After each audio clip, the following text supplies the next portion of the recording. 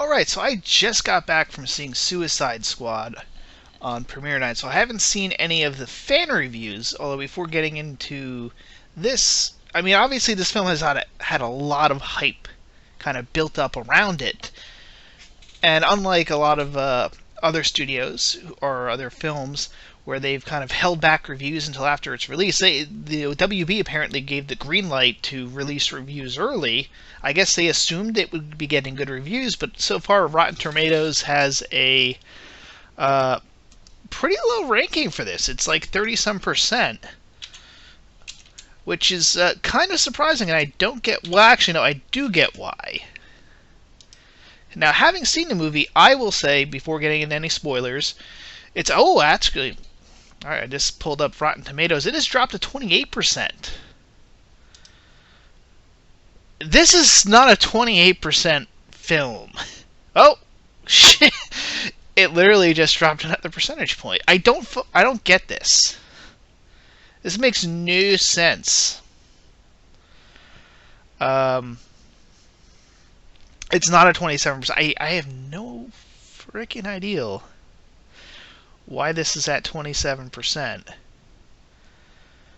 Is this lower than Legends of Tarzan? I haven't seen that one, but from what I'm hearing, I am perplexed. So really, I'm going to say ignore the critics so much, because this film, I enjoyed it. It definitely, you could tell it was edited down. And I'll get into that in a little bit. But I think the best way to explain this is it got overhyped. Because the movie was exactly what I thought it was going to be. And I think some people really started to make a movie in their heads based too much on the trailer. Because they do really play up the Joker. I guarantee you that's where a lot of people are complaining. Is, oh, the Joker's not in it. I thought the Joker was the main character. I guess maybe it's because part of my... I don't know what's with these critics, but I remember early on when David Ayer, the director of this film, and other people, the producers and stuff, talked about this film, we were pretty active in warning, yes, the Joker is in this film, but he's kind of a side character. He's not a main character. They were very upfront with that. So anyone complaining about that at all deserves a smack upside the head for going, they were freaking warned everyone the Joker is a side character. They prepped people. This was an idea to introduce him a little early. I guess people thought there was going to be way more of him. He's kind of Captain Phasma. Force Awakens, obviously. Captain Phasma was in all the trailers, all this. And she was only in like 2 minutes worth of film. However, Joker's actually in it way more than that. He's in it way more than Captain Phasma. He's actually in it more than I expected, because I remembered them warning, hey, he's not in much of the movie. He's kind of in the background as much. I was expecting him really only in the opening, and maybe like showing up at the very end. He's in it much more than that, so I don't know. I mean, maybe it's because part of my job is I review policies, and I have to remember, looking at a policy, we're going, wait a minute, 2 years ago governors issued a new memo that changes how we're supposed to interpret stuff, or that we're supposed to require this, and this policy isn't matching this. This must have fell through the cracks when we updated it.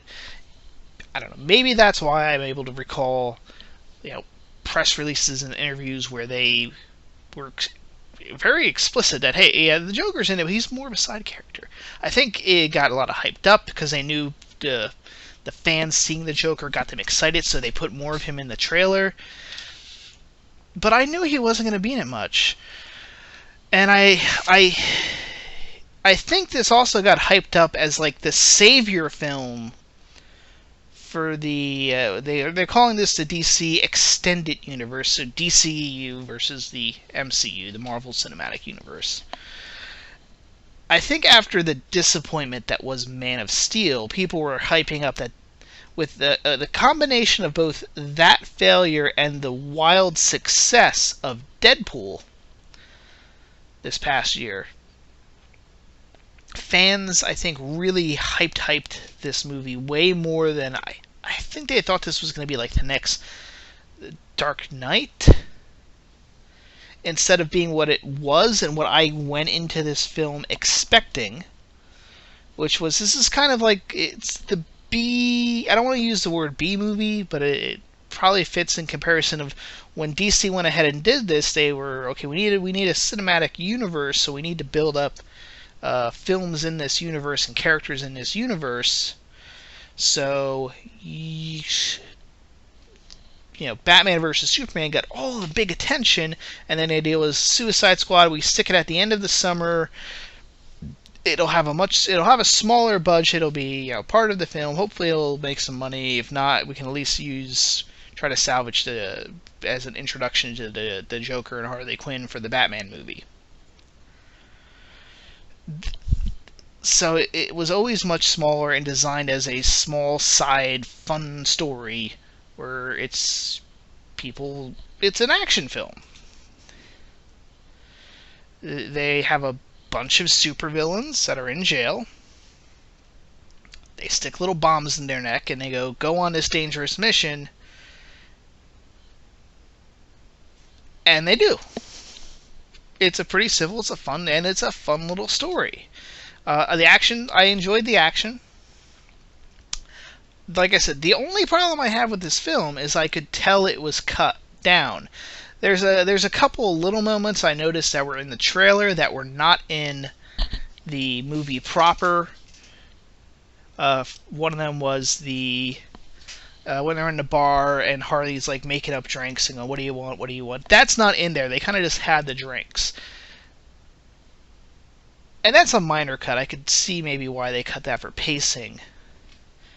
But I suspect that after the criticism of Batman vs. Superman, one of the criticisms that film did get was its length.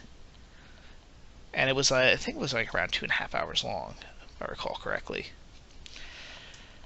This film's about 2 hours. I suspect the original cut, and if they come out with like another director's cut or ultimate edition of this, I suggest getting it because it probably will make the beginning of the film much better. Is that it was probably a 2.5 hour long film originally. Again, but this is wild speculation on my part. I don't know how long it actually was, but you could definitely tell a lot was cut. Probably mostly from the beginning. Probably a lot of characterization stuff. Because I suspect this film was really set up probably more like how Captain America Winter Soldier was set up, where it's kind of a very slow build, and then this boom, last act is all action because they really held back all the action till the end. So I think there was a lot. Just the way the film was kind of paced, it did feel at the beginning kind of a rushed pace somewhat in a lot of scenes. And I think that's what they did, is they decided to cut out a lot of stuff early on. They get a runtime of 2 hours to try to make it, that's probably the only feedback that they could implement after Man of Steel at that point would be to cut down the film. The one thing that we can both can be quantified that everyone's complaining about is length. So, David Ayer, cut your movie by 30 minutes. Get it down to 2 hours. But that completely ruins the pace of the movie. We'll put more Joker in the trailer, don't worry. Now, with that being said, I still enjoyed the film, again, because I didn't overhype. I still was expecting what I got. It would have been better if they had not cut it. I think this is a film I would have preferred a 2.5 hour cut, especially with more character stuff at the early on. But I can live with it. I don't know what to say. It's a fun little movie. There's some funny points. The other thing I guarantee you they cut out was more of Jai Courtney running around. I actually like Jai Courtney in this movie as the as Captain Boomerang in his like little stuffed animal pony. I guarantee there must have been a scene or two more that explained that, and they just cut it out of the film. I guarantee that's one of those cuts, and that felt like it needed a little bit more explanation. I'm sure people are gonna bitch about the villain, who's not really the main villain. The main villain of the film is actually, now we're getting into spoiler territory, by the way. The main villain of the film is actually the Enchantress, who's like kind of part of the squad, kind of being blackmailed by Amanda Waller, who releases her brother. And I think I did read one or two reviews from critics that released their thing early, and I kind of just stopped there. I was like, I don't want to get too much into spoilers, just because I had seen it was getting bad reviews. And the complaints about, it looks like they were directing, oh, it's another one of these villains that we don't know anything about. The guy's the Muscle. It's the brother of the Enchantress. I'm sure the DC fans will tell us exactly who he's called. I'm sure he's from the comics. But she releases him, and he kind of starts sucking power, turning people into these mutant things, and like I said, he's more of a lackey. He's the what, if you were to go into TV tropes, would be labeled as the Dragon. He's the big tough guy for the actual villain, which is the Enchantress, who's building a machine to destroy all the world's armies so she can take over. And you get she's just an ancient evil force. And again, I kind of am okay with that. Sometimes you want to build up villains as a character. Other times, villains are really just the MacGuffin that your heroes have to take on. Both can work in different films, so not every film has to have Loki. Some films, you can have a villain as just the MacGuffin. That, okay, there's this thing we got to deal with. Let's go just take him out. You don't have to make everyone all an amazing characterization. Although I thought the Enchantress character was fine. I got her motivations. I got, she was being blackmailed in. She found a way to work on. She eventually figured everything out to kind of have her own machinations come to fruition, and she implemented it. I got that. I got her little character, her little plan. There was some hints that she had once been worshipped as a god, and she wants to kind of go back to that. I'm like, okay, fine. I get it. Her, and she's kind of, you get a sense early on, she like really is not so happy being like a lackey of this human who happens to have a machine or happens to have a way to kill her. You get that. There's a nice. It's not bad. Probably they did a better job with the Enchantress than Idris Elba did in the Star Trek movie. And I like that Star Trek movie. You can check out the review if you want to confirm that. Get me more views. But I think a lot of the critics are treating it like the brother character, this brother god demon creature, is the main villain. And now looking back and having seen the movie, I'm like, well, no, that's not the case at all. The Enchantress is the main villain. So right there, I'm still like perplexed. I almost feel like after the negative reaction from the first two DCU films, Man of Steel and Batman v Superman, that they basically went, oh, well, people are just going to hate this.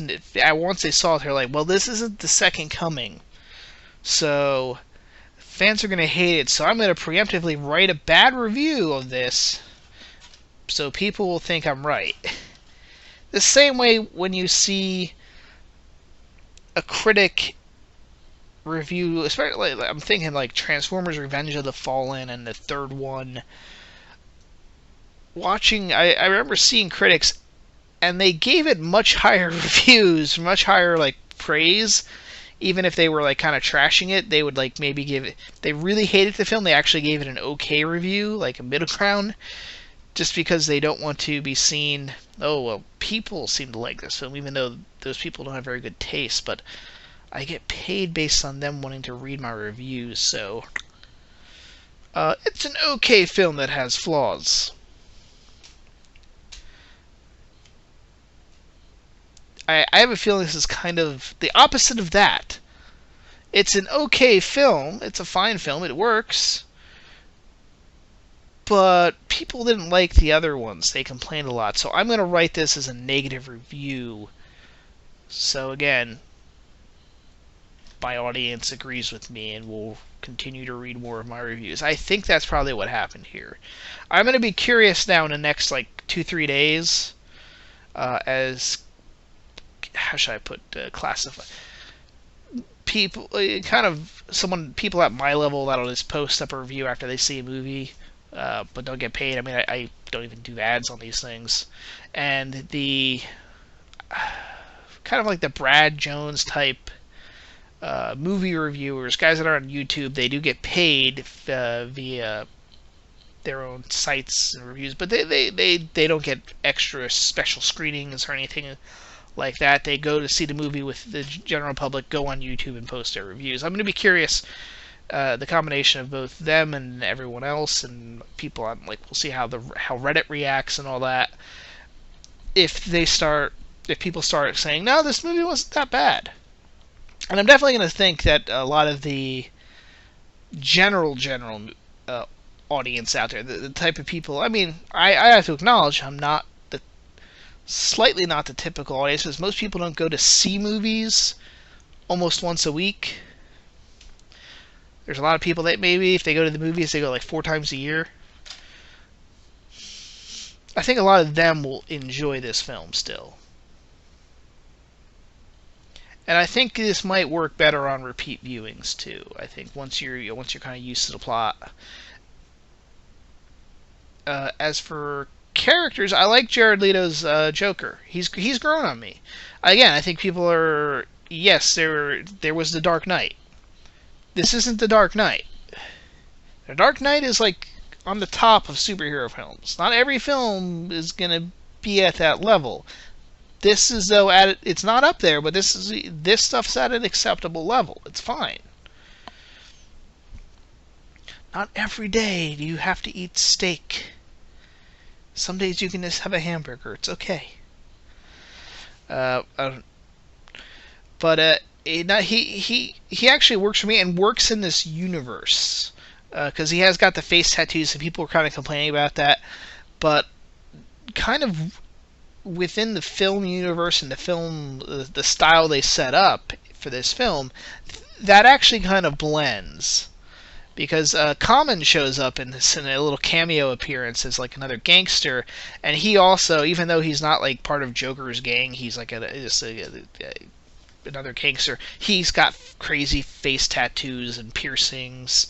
You got the El Diablo character who's got his face tattoos. So he kind of blends in. You're seeing people with this kind of tattoo styles seems to be popular in this universe. So it's not as weird in the film. There's plenty of other stuff he does is weird,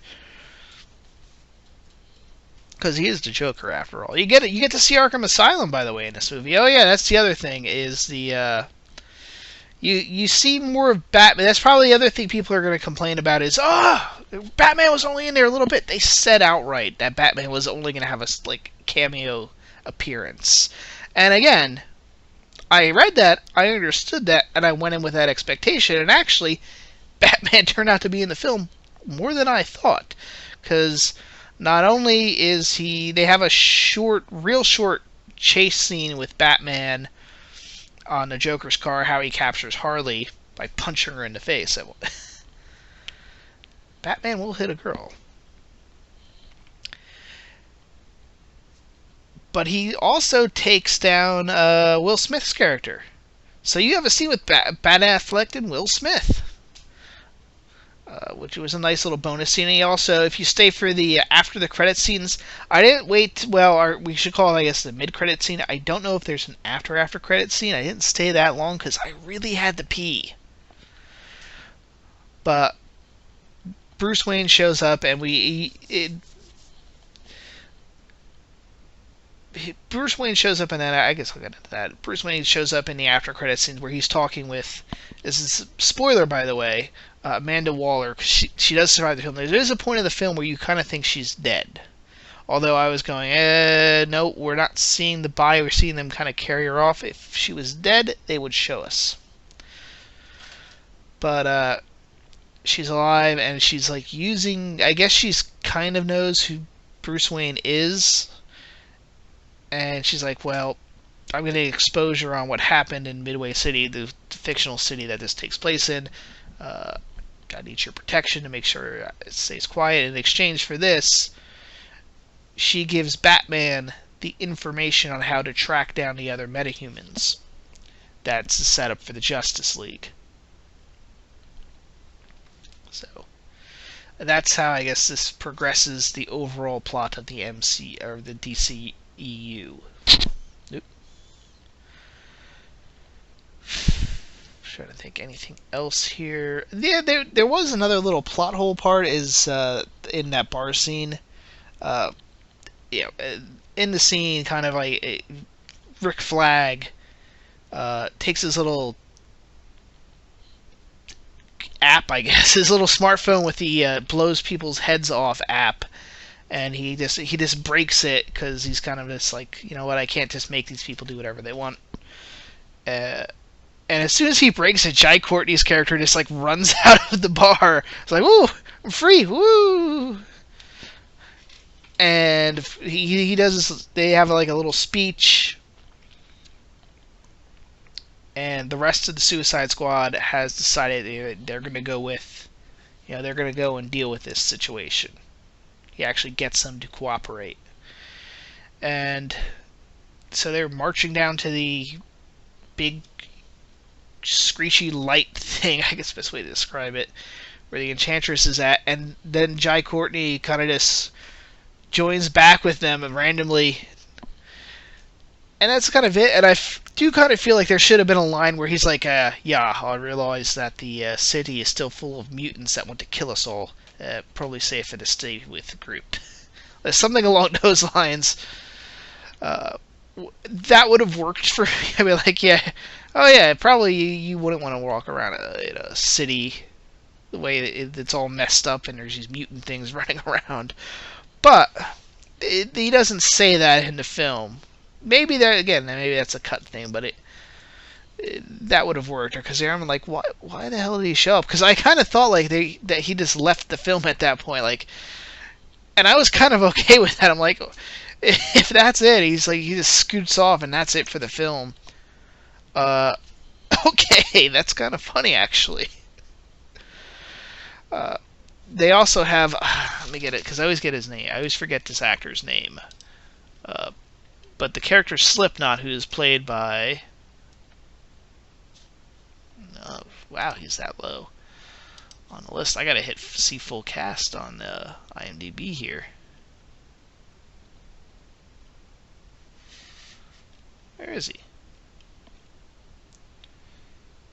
I want to say, there he is, Adam Beach. I thought his name was Bleach, but I'm like, no, that's not right. Yeah, Adam Beach plays Slipknot, who kind of shows up when they first assemble the team. And I kind of expected this, because he's not in any of in the trailer, he wasn't like in really any of the action scenes, so I was expecting him to be the first to die. And he kind of just shows up when they assemble the group with, like, they hadn't previously established any backstory on him. And of course, he's the one whose head he decides to make a run for it, and so he's the one that they activate the head to blow up. And I'm kind of surprised if it wasn't an actor that I've at least like seen in more stuff, I would be like, oh, okay. But it's kind of weird, unless he really, really, really wanted to be in a comic book movie. I don't know. Outside of that, oh yeah, there is a Flash cameo. That got, though, released early. That leaked a couple days ago. They show kind of the backstory. Captain Boomerang gets captured by the Flash.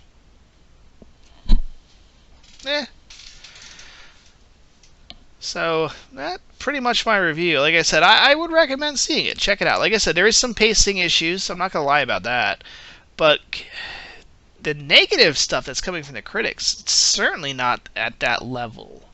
It's an acceptable movie. You'll have I think most people will have fun if they see it. Stop being a fanboy. Learn to have some fun at the movies. Damn it. Listen. I will complain and bitch about films if I think they're horrible. Again, this is I think a lot of people, especially on the internet, are very bad at with actually realizing what a movie is going to be. You know, how there's gonna be structured. And normally, if I see a trailer, I can kind of piece together how the movie will probably play out, and that's fine because that's what the movies are. I don't know what people were expecting. I'm really perplexed by that.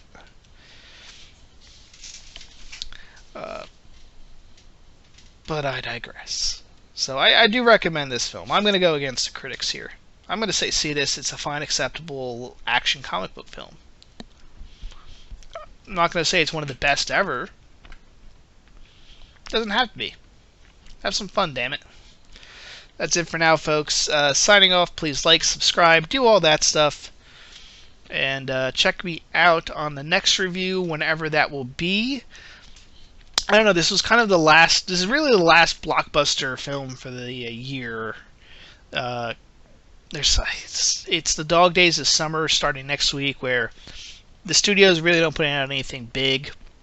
Ben-Hur, I think, is coming out soon, which is expected to be a major flop, which... One of the most expensive flops, apparently, in history. Which I might see that just to kind of see how bad it is. I mean, I did get points from my Stubbs card, so... Even if I go see it, it's not like I'm actually spending money then. I did see the Dunkirk trailer, real quick, before I sign off officially. I did see the Dunkirk trailer in front of this. They don't show a whole lot, but it's Christopher Nolan doing a historical war film. And it looks intense as shit because they do have the trailer really focuses, there's a scene... Bunch of British soldiers. They're packed in there like sardines on this little ship, and you hear the Stuka dive bomber engine, that classic dive bomber sound, and it's like these guys are sitting there like they got nowhere to run. All they kind of do is they eventually like bend down and like hold on to their helmets because they're, like I said, they're packed in there like sardines. There's nowhere to take cover. So that movie looked like it might be extremely intense. But that's something to look forward to. Alright, folks. See you later now. Bye-bye.